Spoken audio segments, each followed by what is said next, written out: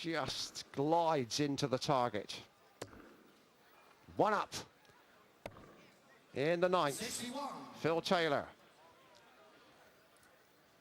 It's been a terrific tournament. Some big names going out early. The Dutch disappointed, to say disillusioned with some of their big stars who didn't really feature.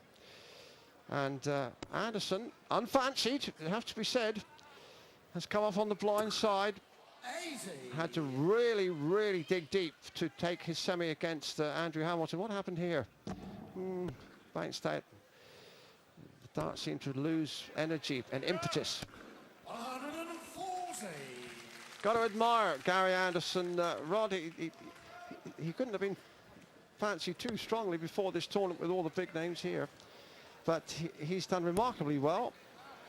And unless Phil Taylor can mount one of his famous charges, he could go all the way to the title. Yeah, I think you're right. He's certainly sitting in a favourable position. And at the start of this final, I think the bookies would have laid Phil massive odds on. But there's probably a few people that fancied Anderson. You know, he's a quality dart player.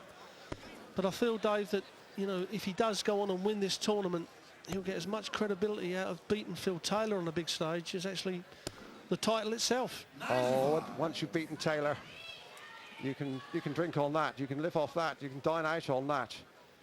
Every pub and club you go into, like the man who shot Liberty Valance, you have a certain aura and respect. 137. 30 required 146. I've seen Taylor do this shot. 146. Needs to treble 21st dart. Has it. Should come across looking at 54. Missed it. Only just though. Readjusting. 51. But Anderson is on the classic single, treble, double 20. Has Shanghai shot. Needs the treble. First dart is shielding much of the target. Taylor will be back. 60.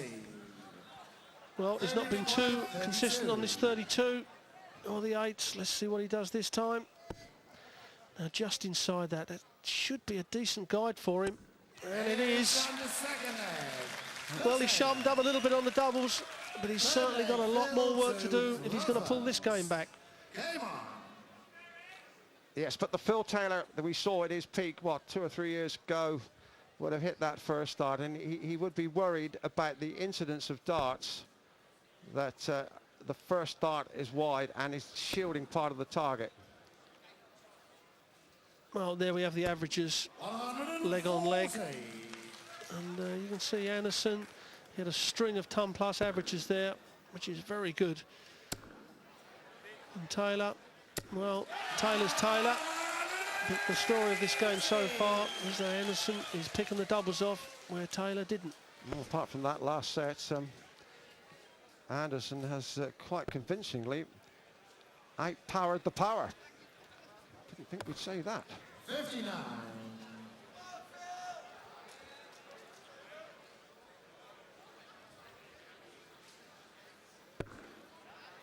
Well, Phil in control in this set, 2-0 up. But you must not let this Anderson off. He's proven that he's got the bottle on this big stage. And he isn't going to give this title away very easy now. He has magnum-sized bottle. Gary Anderson, the new kid on the block from Eyemouth in Berwickshire. We haven't had a Scot contesting the elite group of big-time darts, with due respect to Jamie Harvey over the years, who's been a colourful character. But I think he would agree, more of a showman than a successful stylist. Since the days of Jockey Wilson, Rab Smith, Scotland, for all its intensity and passion about darts, hasn't really produced a player to challenge the likes of Taylor, but we might just do it here. This guy seems to have all the talents. 126, single 19 would leave the ball. Oh, double 6. Terrific. Once again, an eye-catching finish, 126, 2 treble 19s, double 6. Take that, Phil Taylor is on the end and the wrong end of a blockbuster.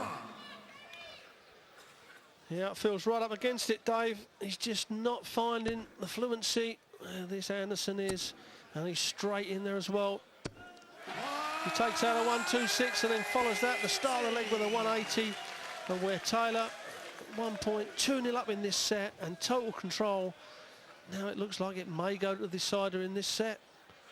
And then Taylor is absolutely up against the ropes. Well, yes, he's been hit with a couple of Sunday punches. That 1-2-6 finish, as you said, followed through by a maximum 180. And even Phil Taylor, for all his experience and qualities, is just tottering a bit under that kind of onslaught. Well, we see a great camera angle then there of Anderson's darts. Another third one he would expect it to go in the treble. Drifts in the 5. And then we see Phil Taylor's, and that's a perfect dart for Phil Taylor. He just lay even on the flight and it will go in, which it has done.